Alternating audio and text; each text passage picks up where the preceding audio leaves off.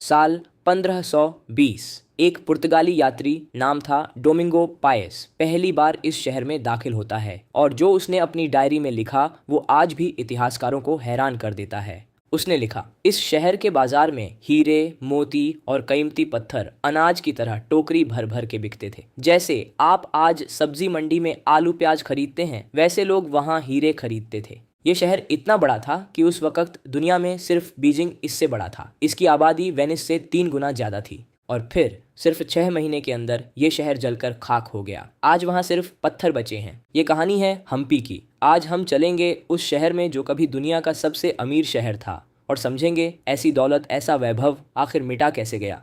नमस्ते दोस्तों, सफ़रनामा में आपका स्वागत है, जहां हम सिर्फ जगह नहीं देखते, उनकी कहानियां खोदते हैं। आज का सफ़र है कर्नाटक के हम्पी तक, जो यूनेस्को वर्ल्ड हेरिटेज साइट है, जहां हर साल लाखों लोग घूमने आते हैं, चट्टानों के बीच तस्वीरें खींचते हैं। लेकिन बहुत कम लोगों को पता है कि ये जगह कभी एक ऐसे साम्राज्य की राजधानी थी जिसकी दौलत के आगे आज के बड़े शहर भी फीके पड़ जाएं। अगर आपको इतिहास और यात्रा दोनों पसंद हैं, जैसी सफ़रनामा पे हम बनाते हैं, तो इस चैनल को सब्सक्राइब कर लीजिए और बेल आइकन दबा दीजिए, क्योंकि आगे भी हम ऐसी ही खोई हुई सभ्यताओं की कहानियां लाने वाले हैं।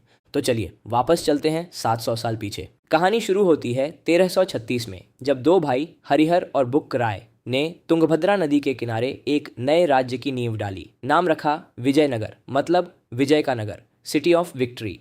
ये जगह उन्होंने जानबूझकर चुनी थी। चारों तरफ विशाल ग्रेनाइट की चट्टानें, ये एक प्राकृतिक कोयले की तरह काम करती थीं, और बीच में बहती तुंगभद्रा नदी जो पानी देती थी और व्यापार को भी मुमकिन बनाती थी। दुश्मन के लिए इस शहर पर हमला करना पहले से ही मुश्किल था। अगले 200 सालों में ये छोटा सा राज्य धीरे धीरे दक्षिण भारत के बड़े हिस्से पर कब्जा कर लेता है। लेकिन असली सुनहरा दौर शुरू होता है 16वीं सदी की शुरुआत में, जब गद्दी पर बैठते हैं वहाँ के सबसे महान राजा कृष्णदेव राय।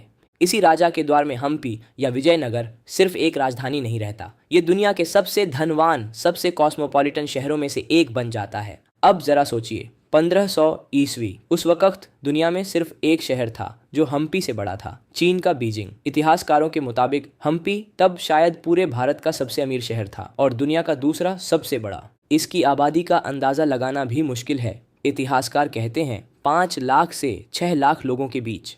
उस वक्त वेनिस, जो मेडिटेरेनियन व्यापार का दिल समझा जाता था, उसकी आबादी सिर्फ 1.5 लाख थी, यानी हम्पी वेनिस से 3 गुना बड़ा था। पुर्तगाली यात्री डोमिंगो पायस ने लिखा कि शहर में 1 लाख से ज़्यादा घर थे और बाजार, वो सिर्फ 1 किलोमीटर लंबी सड़क थी जहां फारस, पुर्तगाल और दक्षिण पूर्व एशिया तक के व्यापारी आते थे। फारसी राजदूत अब्दुल रज्जाका जो यहाँ आए थे, उन्होंने लिखा कि उन्होंने ऐसा शहर पहले कभी नहीं देखा जहाँ सड़कों पर खुले में हीरे, मोती और रेशम बिकते थे। और यही सबसे दिलचस्प बात है, हीरे गोलकुंडा से आते थे जो आज के आंध्र प्रदेश में है, और घोड़े अरब से पुर्तगाली व्यापारी उन्हें गोवा के रास्ते लाते थे। एक इतालवी यात्री वर्थेमा जो 1506 में यहाँ आया था, उसने लिखा कि राजा के पास हमेशा 40,000 घुड़सवार और 400 हाथी रहते थे। राजा कृष्णदेव राय खुद हीरे की खदानों के मालिक थे और उनकी दौलत इतनी थी कि सोना, मोती और कीमती पत्थर तौल कर नहीं, बल्कि टोकरी में बेच दिए जाते थे, जैसे आज हम किलो में सब्जी खरीदते हैं। ये सिर्फ अमीरी नहीं थी, ये एक वैश्विक व्यापारिक केंद्र था। यहाँ हिंदू, मुस्लिम, पुर्तगाली, फारसी सब एक ही बाजार में खड़े मिलते थे। विजयनगर की सेना में भी मुस्लिम सेनापति थे और राजा खुद को हिंदू राय सुल्तान कहते थे, यानी हिंदू राजाओं के बीच का सुल्तान। ये बात समझना ज़रूरी है, क्योंकि जो कहानी आगे आने वाली है उसे लोग अक्सर सिर्फ एक धर्म की दूसरे धर्म के खिलाफ लड़ाई कह देते हैं, लेकिन इतिहास उतना सीधा साधा नहीं होता। अब चलिए देखते हैं इतनी दौलत से उन्होंने बनाया क्या। सबसे पहले विट्ठल मंदिर परिसर। इसके अंदर है वो मशहूर स्टोन चैरियट जो आज कर्नाटक पर्यटन का लोगो तक बन चुका है। पूरा का पूरा एक पत्थर से तराशा गया और कभी इसके पहिए भी घूमते थे। इसी परिसर में है संगीतमय स्तंभ, 56 पतले पत्थर के खंभे, जिन्हें हल्का सा थपथपाओ तो अलग अलग संगीत के स्वर निकलते हैं, बिना किसी वाद्य यंत्र के। आज भी पुरातत्वविद पूरी तरह नहीं समझ पाए कि 500 साल पहले के शिल्पकारों ने यह कैसे किया। फिर है विरूपाक्ष मंदिर, जो आज भी एक सक्रिय मंदिर है जहां पूजा होती है। इसका गोपुरम इतना ऊंचा है कि हम्पी पहुंचते ही सबसे पहले यही नजर आता है। लोटस महल, शाही परिसर का एक ऐसा महल जिसकी वास्तुकला हिंदू और इस्लामिक दोनों शैलियों का मिश्रण है, और उसके पास है हाथीशालाएं, शाही हाथियों के रहने की जगह, जिनके गुंबद भी किसी मस्जिद जैसी भव्यता दिखाते हैं। और इन सब के पीछे था एक उन्नत जल प्रबंधन प्रणाली, नहरें, तालाब और जल सेतु जो पूरे शहर को पानी सप्लाई करते थे। एक शहर जो चट्टानों के बीच बसाया गया था, उसने अपना पानी खुद इंजीनियर किया। ये सिर्फ मंदिर नहीं थे, ये एक साम्राज्य का बयान था। हम सबसे आगे हैं। अगर ये वीडियो आपको कुछ नया सिखा रहा है तो एक लाइक ज़रूर कर दीजिए, इससे ये वीडियो और लोगों तक पहुंचता है। और कमेंट में बताइए, क्या आपने कभी हम्पी घूमा है? अब आती है इस कहानी का सबसे दुखद हिस्सा। कृष्ण देव राय की मौत के बाद गद्दी संभालते हैं उनके दामाद अलिया राम राय, एक काबिल सेनापति लेकिन ओवर कॉन्फिडेंट भी। राम राय ने सालों तक उत्तर के दक्कन सल्तनतों बीजापुर, अहमदनगर, गोलकुंडा और बीदर को आपस में लड़ाकर अपना फायदा उठाया था, लेकिन ये चाल एक दिन उनके खिलाफ चली गई। 1565 में इन चारों सल्तनतों ने अपनी सारी दुश्मनी भुलाकर एक बड़ा गठबंधन बनाया, सिर्फ एक मकसद के साथ, विजयनगर को खत्म करना।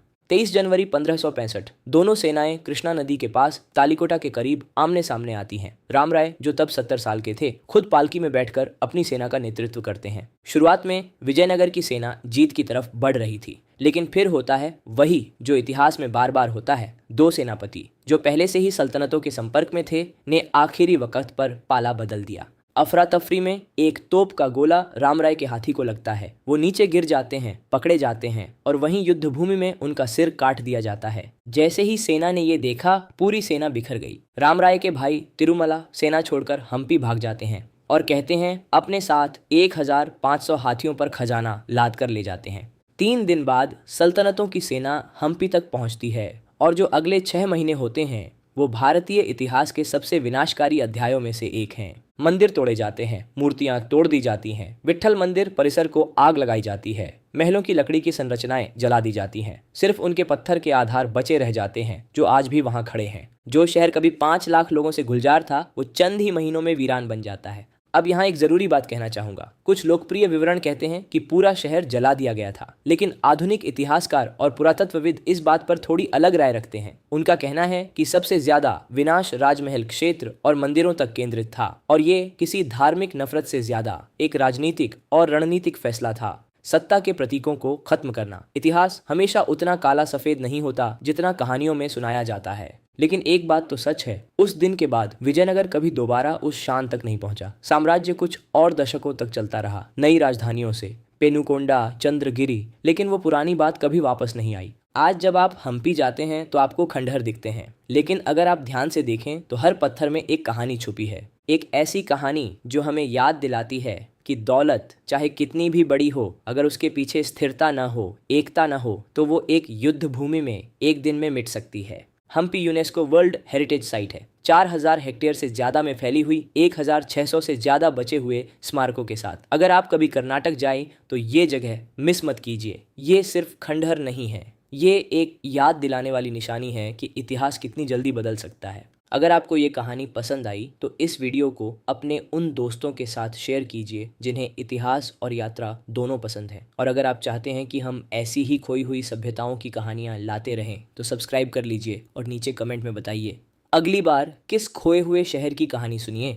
मिलते हैं अगले सफ़रनामे में किसी और भुलाए हुए शहर की कहानी के साथ। तब तक के लिए नमस्ते।